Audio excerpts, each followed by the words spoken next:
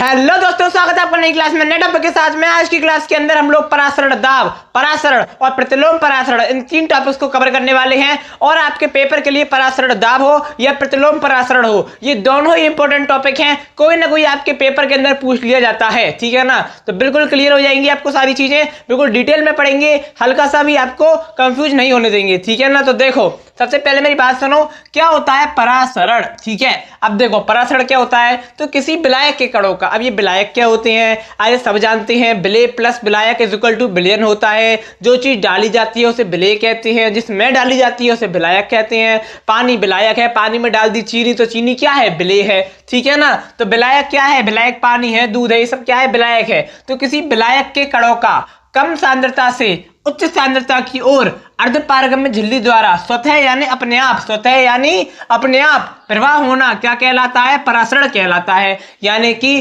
कहां से उच्च सांद्रता से, कहां से निम्न सांद्रता से उच्च सांद्रता की ओर, अब यानी कि अधिक सांद्रता की ओर। यहां पर क्या है, अर्धपारगम्य झिल्ली है, ये सांद्रता कैसी है, निम्न है। ये सांद्रता कैसी है, उच्च है। बीच में क्या है, अर्धपारगम्य झिल्ली है। ये है, यहां पर बहुत सारे क्या है, यहां पर है क्या है, क्या है, क्या है भैया, विलायक के कण हैं। यहां पर भी क्या है, विलायक के कण हैं। यहां से विलायक के कण यहां जा रहे हैं, कहां से होकर जा रहे हैं, अर्धपारगम्य झिल्ली में से होकर जा रहे हैं। अर्थात डेफिनेशन क्या बनेगी, विलायक के कणों का निम्न सांद्रता या फिर कम सांद्रता से होकर अर्धपारगम्य झिल्ली द्वारा स्वतः ही अधिक सांद्रता की ओर जाना क्या कहलाता है, परासरण कहलाता है। कुछ लंबी चौड़ी चीज है क्या, छोटी सी चीज है परासरण, ठीक है। तो अब आपको समझ में आ गई होगी क्या होता है परासरण। अब देखो ये परासरण दाब क्या होता है, उससे पहले समझ लो कि प्रतिलोम परासरण क्या होता है, ठीक है ना। प्रतिलोम परासरण में क्या होता है, जब जो विलायक के कण होते हैं वो अधिक सांद्रता से निम्न सांद्रता की ओर जाने लगते हैं। अरे जाने तो निम्न से अधिक की ओर जाने चाहिए, लेकिन वो अधिक से निम्न की ओर जाने लगते हैं, यानी कि उल्टा हो जाता है। प्रतिलोम यानी कि उल्टा, प्रतिलोम परासरण कहते हैं उसे। ऐसा परासरण जिसमें कि ये परासरण का उल्टा होता है। पहली लाइन क्या है, परासरण, प्रतिलोम परासरण क्या होता है, तो ये परासरण का उल्टा होता है। किस प्रकार से उल्टा होता है, इसमें जो विलायक के कण होते हैं वो अधिक सांद्रता से, कैसी सांद्रता से, अधिक सांद्रता से अर्धपारगम्य झिल्ली द्वारा निम्न सांद्रता यानी कि कम सांद्रता की ओर आने लगते हैं। इसे क्या कहते हैं, प्रतिपरासरण कहते हैं या फिर प्रतिलोम परासरण कहते हैं। मैंने यहाँ पर लिखी नहीं है, क्या ये भी लिखने की जरूरत है, समझ में आ गई होगी, याद हो गई होगी, ठीक है ना। जरूरत थोड़ा है लिखने की। अगली चीज क्या होती है, परासरण दाब क्या होता है, उसको समझो, ठीक है। परासरण दाब क्या होता है, तो देखो अर्धपारगम्य झिल्ली पर, अब देखो दाब यानी कि कोई दाब लगाया जाएगा, ठीक है। तो देखो अर्धपारगम्य झिल्ली पर लगाया गया वह भारी दाब जो विलायक के अणुओं का प्रवाह अर्धपारगम्य झिल्ली से रोक दे उसे परासरण दाब कहते हैं। यानी कि जो हमारी अर्धपारगम्य झिल्ली है, ये हमारी भैया क्या है, ये है हमारी अर्धपारगम्य झिल्ली।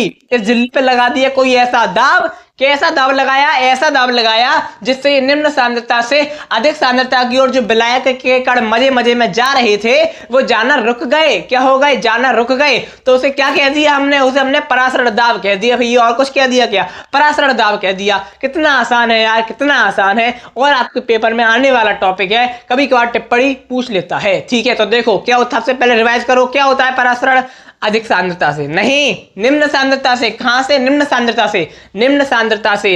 अब जब जो हमारे क्या क्या कौन से कण हैं, विलायक के कण हैं, उनका अधिक सांद्रता की ओर अर्धपारगम्य झिल्ली में से होकर अधिक सांद्रता की ओर जाना क्या कहलाता है, परासरण कहलाता है। प्रतिलोम परासरण क्या होता है, तो भैया परासरण का उल्टा होता है। इसमें जो विलायक के कण होते हैं वो अधिक सांद्रता से अर्धपारगम्य झिल्ली द्वारा निम्न सांद्रता की ओर आ जाते हैं, तो उसे प्रतिपरासरण या फिर प्रतिलोम परासरण कहते हैं। अरे अब ये परासरण दाब क्या होता है, तो अर्धपारगम्य में जो झिल्ली होती है हमारी, उस पर एक दाब डाल दिया। कैसा दाब डाल दिया, दाब क्यों डाल दिया, इसलिए दाब डाल दिया ताकि जो निम्न सांद्रता के, जो निम्न सांद्रता से उच्च सांद्रता की ओर मजे मजे में विलायक के जो कण हैं वो जा रहे हैं, वो जाना रुक जाते हैं, यानी कि उनका एक अवरोध हो जाता है। तो उसे क्या कहते हैं, परासरण दाब कहते हैं, ठीक है। तो आशा करता हूं कि आपको समझ में आ गया होगा। साथ ही साथ में इसका जो फॉर्मूला है आपका क्या होता है, pi is equal to CRT होता है।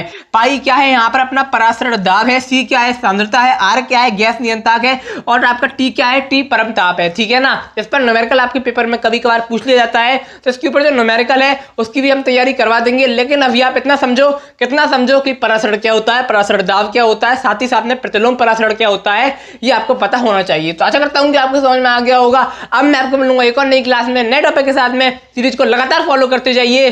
केमिस्ट्री की क्लास बहुत दिनों से नहीं आई थी क्योंकि बायोलॉजी फिजिक्स पर ज्यादा काम किया जा रहा था, तो केमिस्ट्री क्लास भी आपको रेगुलर मिलेगी। केमिस्ट्री, फिजिक्स, बायोलॉजी, हिंदी, हर एक चीज के ऊपर।